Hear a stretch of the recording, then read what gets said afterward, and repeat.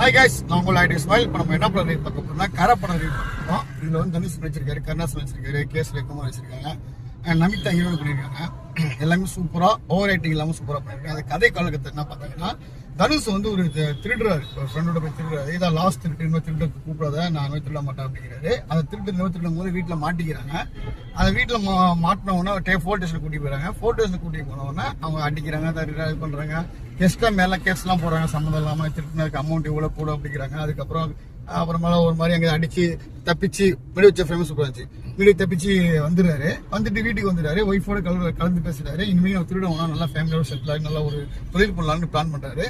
சரி, நம்ம ஒரு சொந்த ஊருக்கு போயிட்டு அப்பாட்ட போயிட்டு நிலத்தை வித்துட்டு அங்க காசு கொஞ்சம் 2 லட்சம் கழிச்சு நம்ம வந்து ஒரு தொழில் பண்ணலாம் சொல்லிட்டு கிளம்பி போறாரு. திரும்ப போறாரு.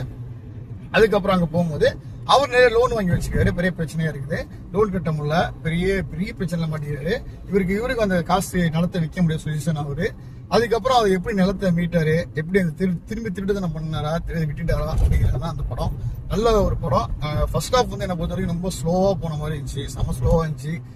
ஆடியன்ஸே பக்கத்துல உட்காந்து சொன்னாங்க, என்னடா இந்த மாதிரி ஸ்லோவா போயிட்டு இருக்கு, தனுஷ் படமா யாரு படமா அப்படின்னு கேட்டாங்க. அந்த மாதிரி தான் போச்சு. நானும் அந்த மாதிரி தான் ஃபீல் பண்ணேன். அதுக்கப்புறம் கொஞ்சம் செகண்ட் ஹாஃப் வந்து அந்த கரெக்டா சூடு பிடிச்சி, ஸ்கிரீன் பிளே வந்து கரெக்டா போச்சு. நெக்ஸ்ட் என்ன சொல்லிட்டு இதுல நடிச்சவங்க வந்து கேஎஸ் குமார் வந்து உயிரை கொடுத்து நடிச்சிருக்கான்னு சொல்லலாம். சூப்பரா இருந்துச்சு. உயிரை கொடுத்து நடிச்சிருக்கா உயிர் பிரச்சனை இருக்கீங்களா, நீ படம் பார்க்க மாட்டேன் உயிரின் தேவை போயிடுச்சான்னு சொல்லிட்டு அந்த மாதிரி இருந்துச்சு. நல்ல ஒரு கதைக்களம், நல்ல ஃபேமிலியா போய் படத்தை பார்க்கலாம். ஆனா ஃபேமிலி நீங்க அடிக்கடி சண்டை பாட்டு 2 ஃபைட் இருக்கு படத்துல, மொத்தமா இருக்குது. நல்ல ஒரு இயற்கையான ஃபைட் வச்சிருக்காங்க. சாங்கை பொறுத்த வரைக்கும்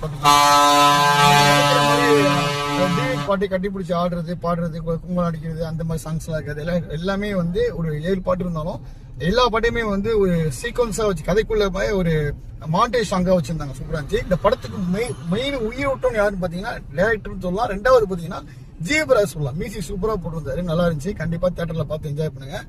ஓகே, கண்டிப்பா கரப்பட ரிவ்யூஸ்ல லைக் பண்ணி ஷேர் பண்ணுங்க. இன்னொரு ரிவ்யூ சந்திக்கிறேன். பாய்.